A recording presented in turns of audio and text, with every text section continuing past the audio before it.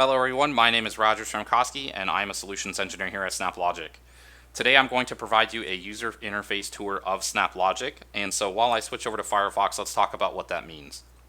This video is meant to be a high-level overview of the UI, some common functionality or themes throughout our snaps, which snap packs are our core snap packs, and the very beginnings of building a pipeline. When we say pipeline, you might think of it as an integration, you might think of it as an API, an automation. There's a lot of different sort of functionality and terminology that we can accomplish here. So just know that when I say pipeline, it could be broadly interpreted. So everything about SnapLogic is web-based. So I'm in Firefox right now. I'm at elastic.snaplogic.com and I've already signed in. So this is the first page that you would see is going to be our designer. We also have a manager and a dashboard tab that we will talk about today as much as possible. Inside of the designer, we have on the left-hand side, we have our asset palette, and this is where we can start taking a look at the individual snaps, as we call them. These are really the building blocks, and this, you can effectively think of as your Lego bucket. This is where we're going to start doing all of our work. Now, when I click on snaps, one of the first things you probably can tell based on looking at this list is that many of the snap packs, as we call them, are endpoint specific. So if you look at Amazon SQS or Azure SQL, you can see that these are endpoint specific snaps, and when we click on them we can see all the individual snaps within that snap pack. So that's just some common terminology that we talk about. Now, what I'm going to do before I get too far here is I want to go down this list and I want to talk about all the snap packs that are core, and then we're going to start taking a look at dragging a couple out and seeing how they start to work. So the core snap packs, like I just said, these are the snap packs that come with every subscription. They are they're there for everyone to use regardless of what subscription level you're looking at or how many other snap packs you subscribe to. So the first of these is going to be binary, and so I just want to expand this out and talk a little bit about it before I drag anything onto the canvas. Probably the most common ones that we would see used in here is going to be your file operations and your S3 file reader writer. Now, closing binary and coming down a little further, the next one that's core would be email. The next core would be flow, and I'm going to take a moment to talk about flow. Email, I think, is a little self-explanatory. The best way to think of flow is this is where we're going to essentially change the flow of your document stream, if you will, without necessarily modifying the documents themselves. And so in SnapLogic parlance, when we say a document, we're referring to, the best way to think of it is we're referring to one row of a spreadsheet, one row from a database. If you're pulling Salesforce objects or lead data from Marketo, right, like each lead or each account, those would be one document for us. So this can do things like copy down to different streams. You could filter. So for example, filter can allow you to drop documents from a stream. If you don't want to drop those documents from the stream, but you do want to handle them differently, there's router. So router allows you to have an expression that can evaluate and then pass documents down a different stream based on what that expression is. Okay, so the last snap to talk about in the flow snap pack would be the pipeline execute snap. And this is a snap that will allow you to actually execute another pipeline within your current pipeline, so we start getting the parent-child relationship. So that's the flow snap pack. So closing that up and coming down a little further, the rest of the core ones, we've got JDBC, JWT for your web tokens. Coming down here, you can see the ML Analytics, ML Core, Data Prep, and NLP. These are all core as well. The next snap pack to talk about would be the REST snap pack, which is in many ways a very significant snap pack for us because of its flexibility to connect to third-party and internal APIs. We do support pagination in the Git snap. That's a frequently asked question. So similar to REST would be the SOAP. That would be one of the other core snap packs. And then coming up just a couple, we would have the SnapLogic metadata. So this is going to allow you to essentially manage your SnapLogic environment with SnapLogic. Okay, so coming down, the last one and the largest of the core is going to be the Transform Snap Pack. And there is one other one. I'm sorry, I'll have to go back to it real quick. But this is the Transform Snap Pack. So this is where you're going to find a lot of your parsers and formatters, your mapper, which is the key snap that we use for field mappings and data manipulation. It's kind of the starting place for it, but there's other things like structure or sorting or joining, grouping records. There's a lot of options here around transforming that data. And the one that I missed, let me come back up here real quick, is actually the script snap pack. So Again, if you start thinking about needing to transform or modify or work with some data, you have the ability to use the script snap to do something like that as well with Ruby, Python, or JavaScript. All right, so that covers the core snap packs. So now what we're going to do is we're going to start taking a look at actually building out an example pipeline. And so I'm just going to pick, to start with, let's go ahead and pick SQL Server. So all we need to do to start building out a pipeline is drag a snap out. If it's a snap like a database or an application like Salesforce, we're going to get prompted pretty quickly to supply or choose our account. So I'm going to go ahead and choose my account. Now, one thing you'll see that now that I've started actually working on a pipeline is I have a transparent mapper snap. This is actually our AI making a suggestion to you on a potential next snap. If you want to consider other options, there's a suggest snaps down here in the lower right. And suggest pipelines, if you've built out some, can actually try to calculate a potential completion of your pipeline. So what I want to show in the SQL Server snap, there's a couple things here we can talk about that are core to all snaps, and then there's a couple things that are unique to certain snaps. Now, many of our snaps will have a field where you can enter in some value, and the equal sign to the left of the field tells us that this field can be parameterized. So if, for example, I know that I have a demo schema in my SQL Server, I can simply type it here in double quotes. Now, a couple other things about this. If I wanted to parameterize this so that I could make it dynamic, I can check this, and I could type in something like schema. So the $ tells the pipeline expression language that the value for the key schema would be coming from upstream. If this was supplied as a pipeline parameter, meaning that it is immutable during pipeline execution and it's available to all snaps during pipeline execution, the variable name would be preferenced by an underscore instead of a $. All right, so let me remove this, and I want to show one other thing here. Now, many of our snaps, including the SQL Server-based ones, Oracle, Postgres, MySQL, as well as some application-specific ones such as Salesforce, whenever we can interrogate the schema, essentially, or talk to the endpoint, we have these chat bubbles. And what this does is we're basically allowing you to test the connection, test the credentials, go there and say, what schema do I have access to? And so now I can actually select a schema, and then that schema becomes a filter in this case for the table name. So now I can see what tables I have access to. Now there are other fields here around limiting the type of data for the SQL Server specific. And then all of our snaps have the ability to change the snap execution. So you can do validate and execute, or disabled. So this is a really good time for me to talk about what these mean. So this is a read snap. I know this because it is green. All the snaps are color-coded based on the part of essentially the group they belong to. Blue would be a transform.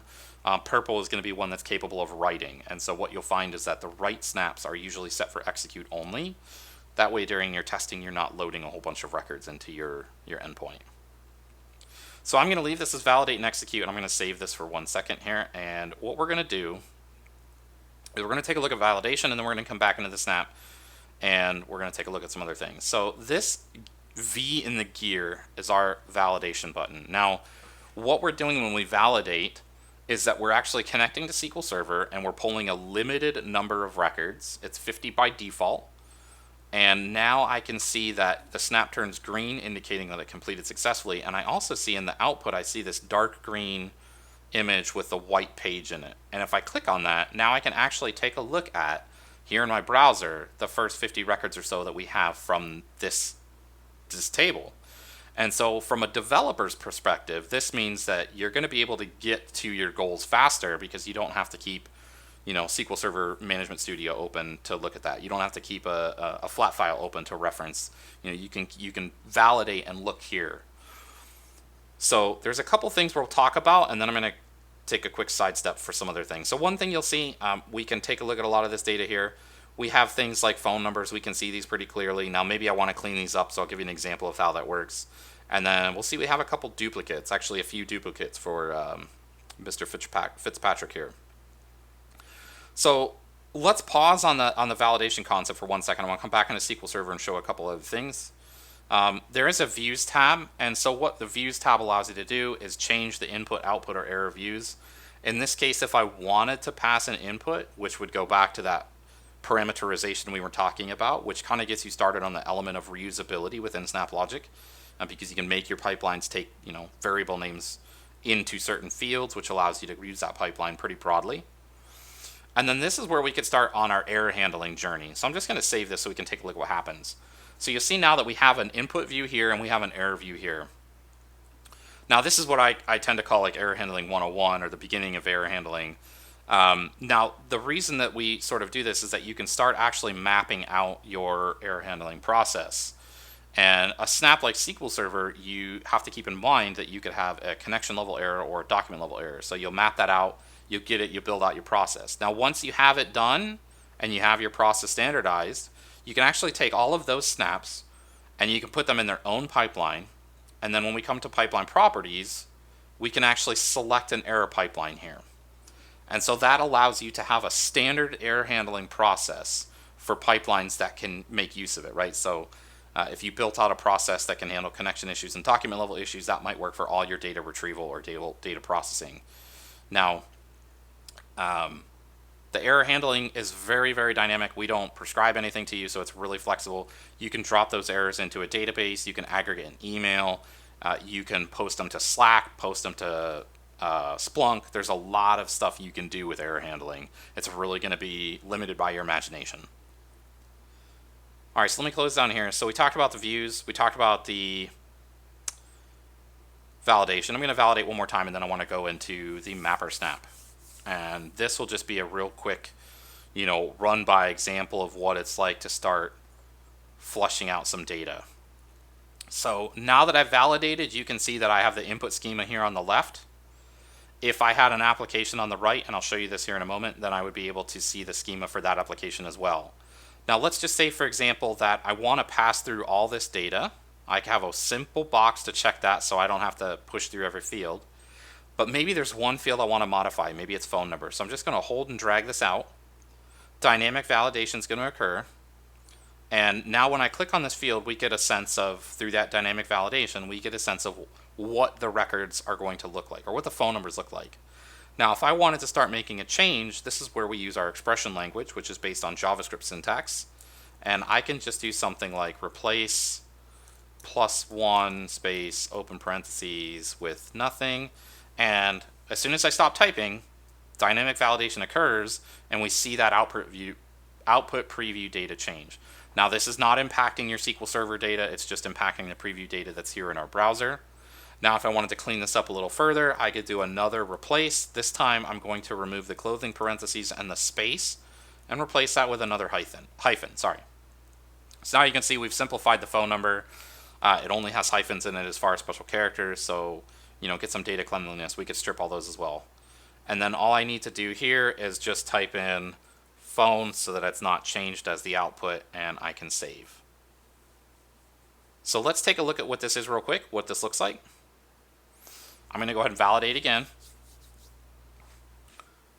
And what we're going to see is we're going to see that preview data come all the way through. So now, and if you think about this as you build out pipelines, right? I've only got 2 snaps here, but if you've got 10, 20, 30, 40, 50 snaps, the validation can go through and it can show you what that data looks like at every stage. So here now I can see that my phone numbers are now very different from where they were before.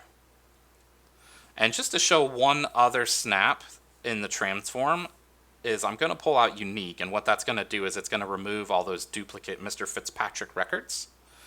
And I want to show, we're going to go ahead and we're going to come here, we're going to close the input, and we're going to close the error. Right, so this sort of returns a pipeline back to its normal state. We're saved. Now, let's say, for example, this is a very simple pipeline, but let's say, for example, that we wanted to take and we wanted to show you how we could turn this into a API.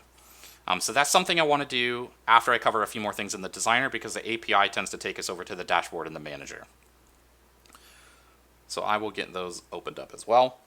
Now, inside of every one of our snaps, we have, see, we talked about views. So info is the last tab to talk about. So in the info in the info tab, this is where we can set up our comments. So if I said reads customers, right, meant for API or load into SFDC, right, Salesforce.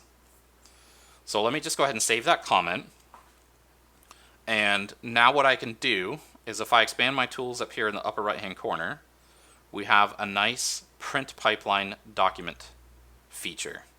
Now this is going to allow you to save a heck of a lot of time when it comes to trying to document your pipelines, when you have to transfer them from dev to QA to prod. Anything where you have to transfer ownership, notify a stakeholder, this document is going to come in very, very handy. It's going to give you a graphical representation of the pipeline. And then down below, you can start taking a look at who authored the pipeline. Did they have a doc link? Maybe there's an internal wiki or a Confluence page that there's set up there. What's the purpose of the pipeline if that's defined? And any notes about the pipeline? Any error pipeline that might be defined? Error parameters, pipeline parameters? Now you can come down, you can start taking a look at what table we were looking at, if there was any limit to the data coming through. And we can take a look at what expressions were used to map the data. So very handy feature for self-documenting when you get down to that stage. One other feature that's really nice when you start talking about, moving a data across the stages, a pipeline across the stages, or including perhaps, somebody to work on it in a different shift, is you have the ability to do sticky notes. So we could do something like move to QA on 7/24, right? And now that note can stay here. And that allows us to have that sort of visibility, or maybe a note to yourself if you're, taking a break for the day and you want to know where you left off the next day. So sticky notes, sorry. Let me save here again. Now the other features here, we've got some zoom options. We talked about sticky notes. And sticky notes just come back whenever you check the button. We talked about print pipeline. There's some basics like moving your pipeline, copying your pipeline, exporting your pipeline. Now, one of the other nice features here is pipeline versions. Okay, so this is the two boxes with the plus sign. So I'm going to click on this. Now, this is where we can put in a note about our version. So I could say original without Salesforce, ready for API testing, right? I could say something like that. Now I create a version. Now we're going to get a notice when the version is complete. And now what I can do is I can come back into versions. And I can click here and I can see what this is. If I made some changes and I needed to go back to this milestone, I can revert. If I needed to compare versions, I have a compare feature right here. That would give me a separate tab where I can take a look at what's the same, what's different, and what's changed. Okay, so that covers most of our buttons up here. Last thing we really want to talk about then is this is where we would change where the pipeline is executing. And this is going to come into play when we start taking a look at creating a task. All right, so that's going to be our next step. There's one last thing I want to talk about, coming way back to the asset palette here. Once you create a pipeline, you can always access your assets from the Pipelines tab. And this is similar to what you would see inside of the manager. So for example, I can come in here and I can find my assets and I can expand this out, and then I could click on these and pull out another pipeline to start working with. The last thing here on the asset palette is patterns. So these are templates. So once you create a pipeline, say for example one that reads CSV files, you might want to take that pattern, turn it into a template that your colleagues could use or that you could reuse. And there's some nice functionality there around like stripping accounts. That way somebody who's deploying your template doesn't accidentally use your accounts. They'd have to supply their own endpoints, things like that. But they'd get the framework of the pipeline. They'd get the expressions that were designed, things like that. Okay, one last thing here in the pipeline, then we're going to create the API. We're going to test that out. So I'm going to open this SQL Server. There's one thing in the upper right-hand corner of every one of our snaps, we've got a question mark. This takes you to the documentation page for that specific snap. So there's no need to worry about, did I get the right version? I don't have to keep the tabs open all the time. I can quickly get back to it based on what I'm looking for. As you sort of come through, you'll find a lot of examples about, or a lot of information about the fields. And a growing number of ours will actually have YouTube videos attached as well at the bottom below the examples. So there's a lot of education here. This is public. This is not something that's gated behind subscribing to SnapLogic or anything like that. You can check it out right now if you want to. Okay, so now we're going to close this guy, and we're actually going to go through and create this as an API just to sort of walk through this bit. And then we're going to go over to the dashboard. We're going to take a look at that, and we're probably going to wrap up by spending a little bit of time in the manager.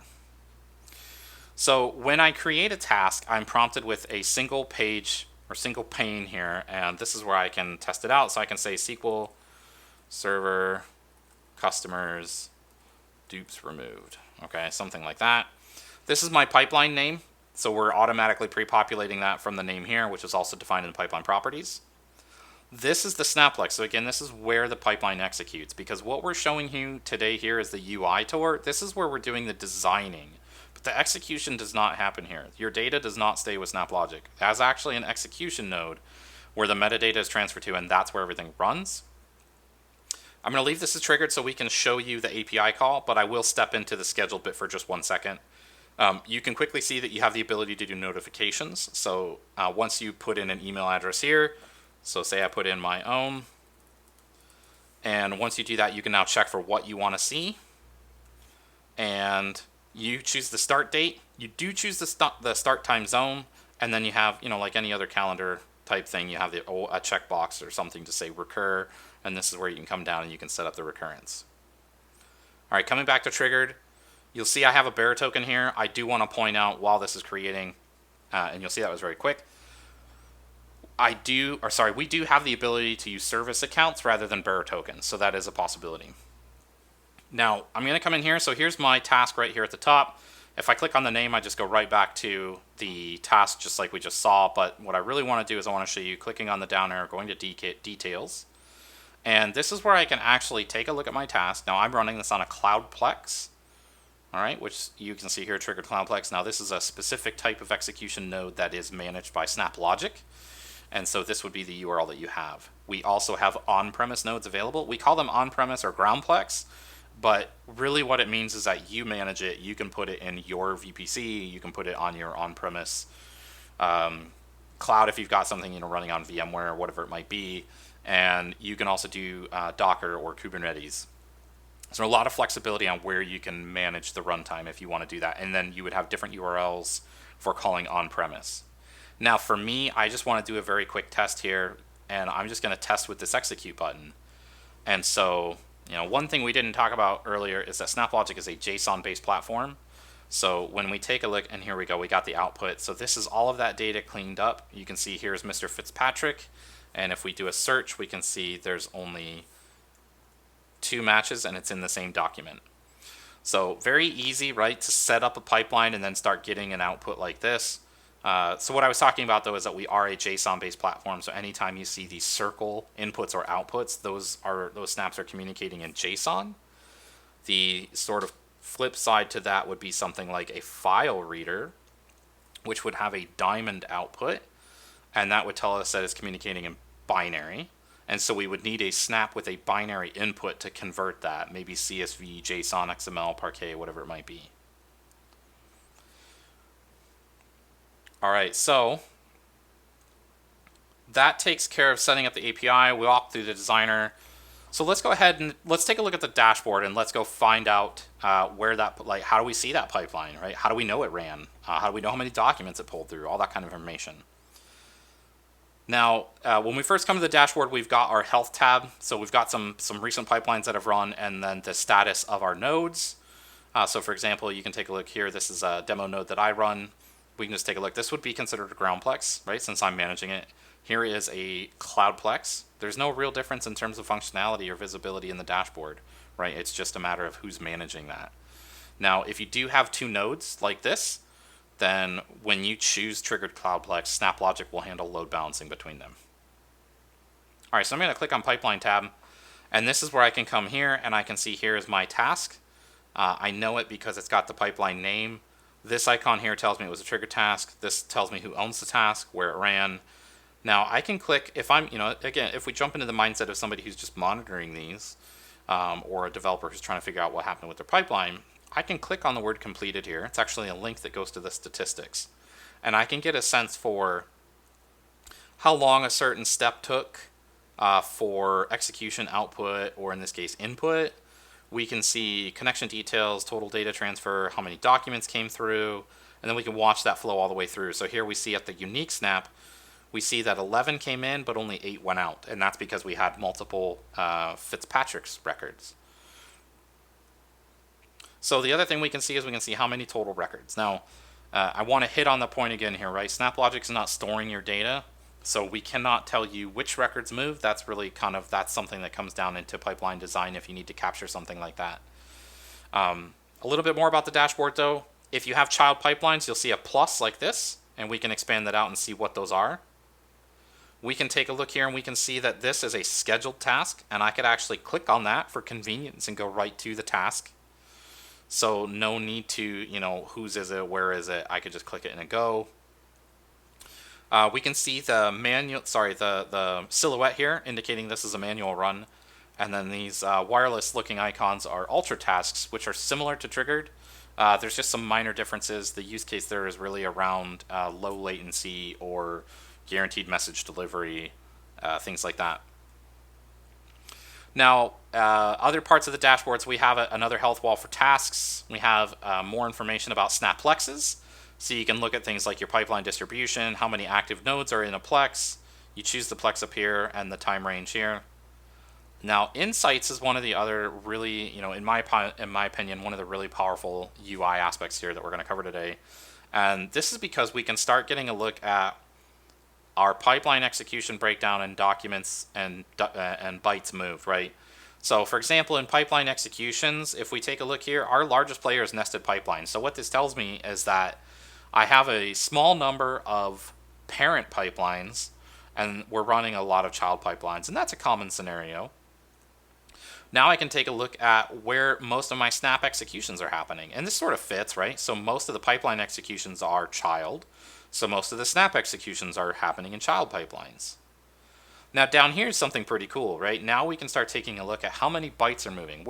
In other words, what snaps are handling most of your data movement in this organization. And so here I can see my SQL merge is accounting for 14.2% of that data movement, followed by JSON parser, Jira Git, REST Git, etc. So a lot of information here around what you're going to take a look at. So last step here for this UI tour is I will hop into the manager quick and we'll just sort of take a look at it. You do have the ability to manage your users and groups if you're an administrator, so those would be here. The settings are here. I'll just skim through a lot of these. There is SSO configuration, the ability to auto upgrade plexes, data encryption, whitelisting, things like that are all here.